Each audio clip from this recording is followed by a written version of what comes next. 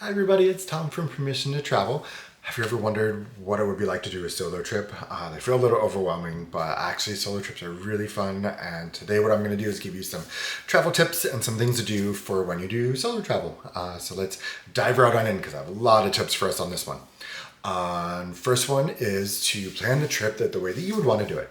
It's one of the big benefits of being able to do solo travel is that you get to choose what you want to do, how you want to do it, when you want to do it. So make sure that you're doing things based off of your likes, your hobbies, your things that you want to do, because that's the most important piece out of all of this, and that's why we do solo trips. After that, you want to talk to people that have gone to where you're going, or you want to research it as much as you can. It's better to get firsthand stuff, so go to Reddit, go to Google, go to ask friends, anything like that. You want to make sure you're getting as much information as possible, places to go, places to stay away from, any suggestions. Just want to know whether it's a safe area or where the safe areas are. So you always want to make sure you're getting those firsthand experiences from everybody and asking questions. I always Google some questions, and I will always jump on Reddit and then talk to people and ask some questions from there. After that, we have knowing the visa requirements. Every country has their different requirements. Everything has their own things. And you also want to make sure that you're following up on making sure your passport is up to date. So you want to make sure that your passport is good for 6 months after you get back, after your trip is completed. You still have to have it active for there, especially if you're doing anything internationally, because countries usually won't let you in if it's going to expire while you're there or up to so many months after you get back. So you want to make sure that everything's up to date, you have all your visas, you have everything figured out and gone from there. Most countries, they'll give you the visa when you arrive. That's the stamp in the passport. But some of them, you do have to get it ahead of time, and you have to bring paperwork with you. So just make sure you research that as well. Especially with being solo, you want to make sure that you have your ability to handle and do things from there. After that, you want to research transportation. So if you're going to rent a car, you want to research what side of the road everybody drives on. You want to research all of that. You want to look at, cost of gas and things like that. You want to look at if you're going to be doing public transportation, what's the safest mode, what's the cheapest mode, what's the mode that you would prefer to do. So you want to research all of that ahead of time, so it's where you have everything figured out. You don't have to then figure it out later or do a mode that makes you feel uncomfortable. So if you have that all researched ahead of time, that'll actually help you out tremendously.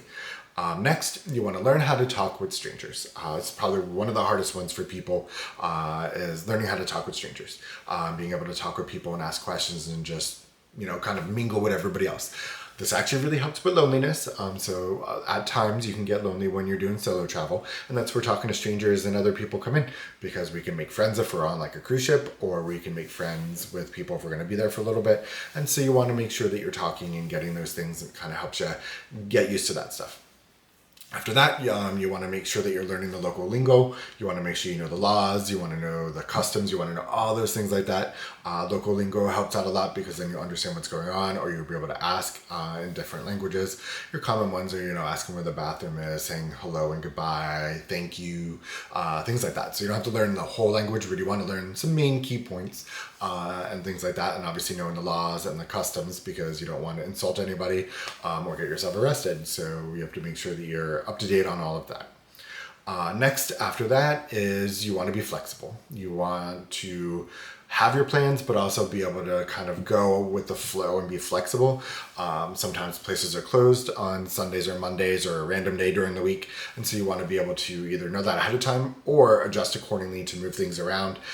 So we want to make sure that we have some wiggle room in your schedule. You don't want to overplan, but you don't necessarily have to underplan either. So you want to find that balance in there to be able to do that.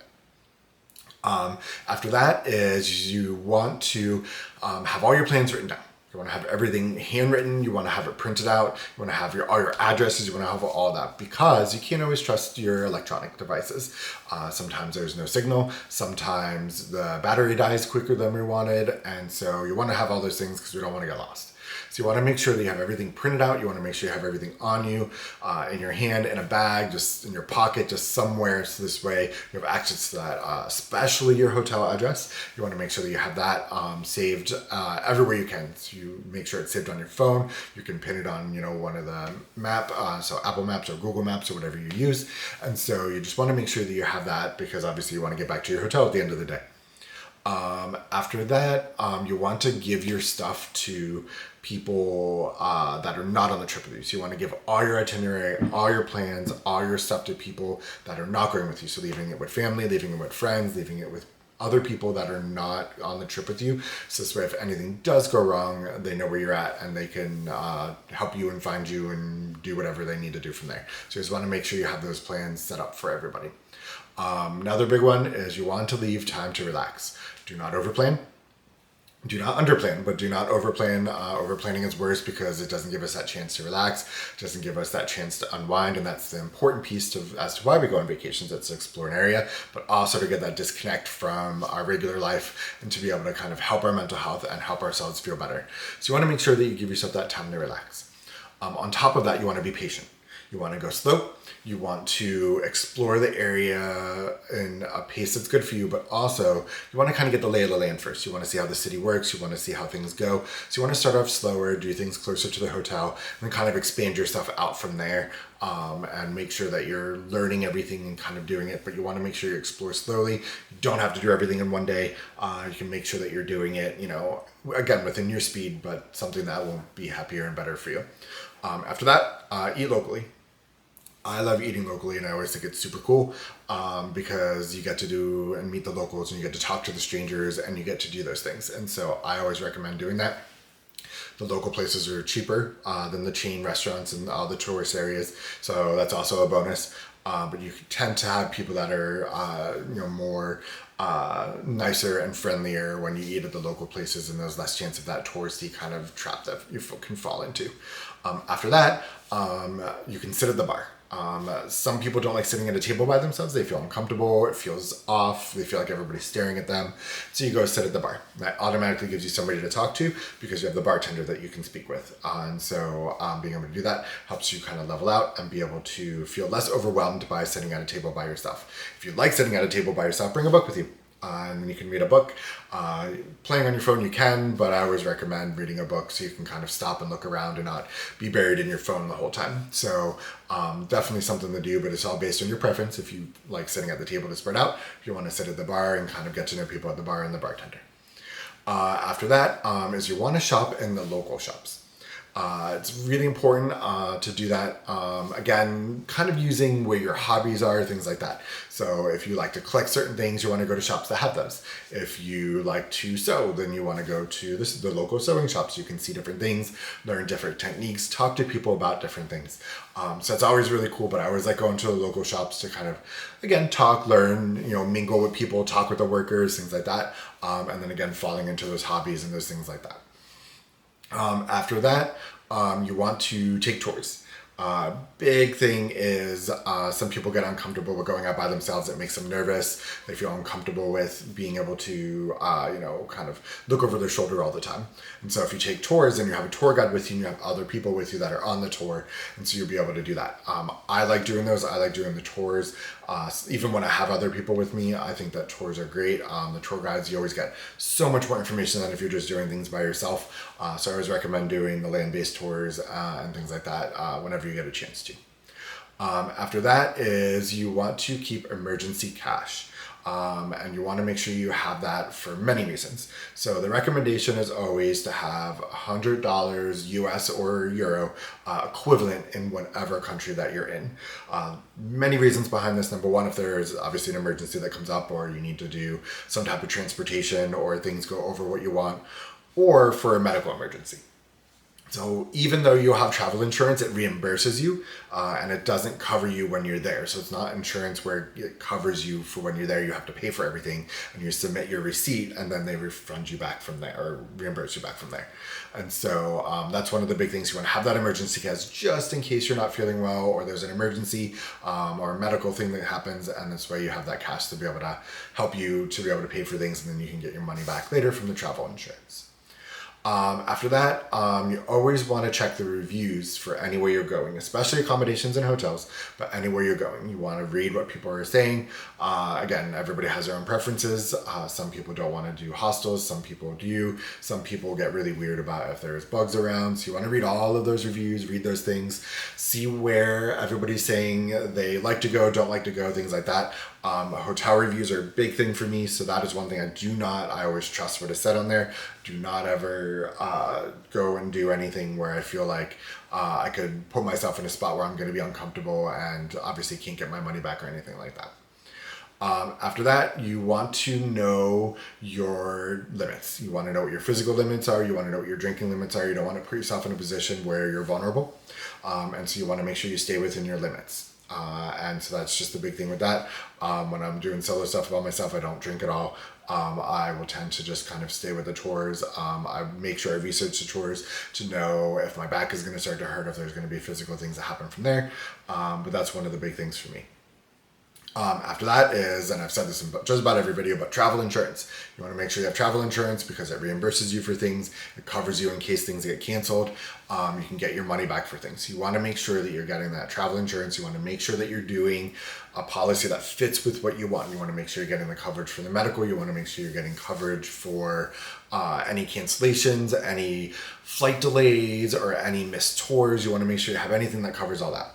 Big thing with travel insurance is you want to make sure that you're doing stuff that has pre-existing conditions. So make sure you're looking at what the requirements are for that, and make sure that you have coverage for that. After that, it is be aware of your surroundings. Don't wear headphones while you're walking around. Don't bury yourself in your phone when you're walking around. You want to make sure that you're looking around. You want to make sure that you're kind of being aware of everything that's going on. Kind of next to that is trust your instincts. If a situation feels like it's uncomfortable, if it feels like it's something that's going to be dangerous or kind of shady and scary, don't do it. Just really, really trust your gut, and just kind of follow through and make sure that you're doing that and trusting yourself. After that is don't overpack. You're the only one that gets to carry everything you bring. There's nobody else there to help you. So you want to make sure that you're packing lightly. You want to make sure you're doing that. So research your weather, research everything that you're doing, make sure that you're following through and just packing. When I do solo stuff, I try really hard just to do a carry-on. So I just have a book bag that I bring with me and I don't have to drug around a suitcase or anything like that. If you like to pack a little bit more, then maybe you just want to bring a suitcase with you and not carry on. So it's up to you, but you just want to make sure you do that. Don't overpack. You don't have to bring all these extra shirts, all these extra things, because it's going to take up more space and you're the only one that has to carry everything that comes around. After that is you want to bring yourself like a mini first aid kit. And make sure you have Band-Aids, pain relievers, anti-nausea, Pepto-Bismol. Make sure you have all that stuff covered because it's something that's very important. And this way we have it there. It's always better to have it and not need it than to not have it and need it. So just make sure you bring all that stuff with you. Make sure that you have your first aid kit, and just bring the basics. You don't have to bring a lot of stuff with you. Just kind of bring your basics and go from there. After that, I always suggest doing a hidden wallet, especially if you're going to bring your emergency cash with you, which you should. And so you want to kind of have it hidden away. I have a hidden wallet where it goes underneath my shirt, and it has the RFID protection and stuff. So I usually leave an emergency credit card in there as well. And it's not on the outside, so nobody sees that I have it. And so that's why I like the hidden wallets, because they get you to a spot where you can kind of keep those things, keep your passport, keep what you need, kind of hidden away from everybody. After that, you want to try to act confident. So the big thing is if you walk around acting confident, then you will you'll feel better about yourself, and then also people will not be uncomfortable around you or try to kind of take advantage of you or anything like that. And so basically you can still ask for help. Asking for help doesn't mean you're not confident, but you just want to kind of walk around. I try to walk around and like kind of make eye contact with people, look at the different buildings, make it look like I'm just kind of touristy and looking around, and not necessarily that I'm nervous or freaking out because I don't know where I'm at. And so that is a big thing, is to try to do that. Another one is if you're nervous about somebody hitting on you or somebody trying to make a move on you or anything like that, you want to bring a fake wedding ring. Keep it on, and this way people will tend to leave you alone because you won't have to, they won't think that you are single. They'll leave you alone because you're married. After that, you want to practice on small trips. So this is a really, really, really big one because we don't know how we're going to be on solo travel. Some people love it. Some people are uncomfortable with it. So you want to do like a weekend getaway to a hotel or like a day trip somewhere or some type of shorter weekend solo trip just to see how you handle it. And then kind of expand it from there. So I used to do like, trips to hotels here. And then I started doing trips down to Disney. And I started to do different things like that to kind of spread myself out. And so now I'm comfortable with it and I'm able to go to Europe and do a trip by myself and do some things from there. And so that's one of the big things, is just making sure you kind of work yourself up to that. Last and final one is to remember that people aren't always looking at us. We always feel like that everything that we do, everybody's watching us, but it's so not true. People don't recognize what we're doing 90% of the time. And so have fun and be yourself. And that's the best part out of all of it, is you get to do this for you and get to do everything for you. And so just remember that people aren't staring you down. They aren't watching you all the time. It's just something that we tend to think as humans, but it's actually not true. So that is all of my solo travel trips. I'm going to break it down further in future videos and start going into cruises and land-based stuff. So I'll go into a little more detail with it. But that's kind of a quick overview of it. Please please subscribe, please comment. We're doing great. We are working towards getting more and more subscribers. So keep it up. Thank you guys so much for watching. And always remember to give yourself permission to travel. It is our best way of being able to improve our mental health and to be able to improve our lives and being able to disconnect and do those things. So leave comments. Let me know if I missed anything, if there's anything that jumps out to you, and I will come to you soon. All right, thanks. Have a great day and safe travels.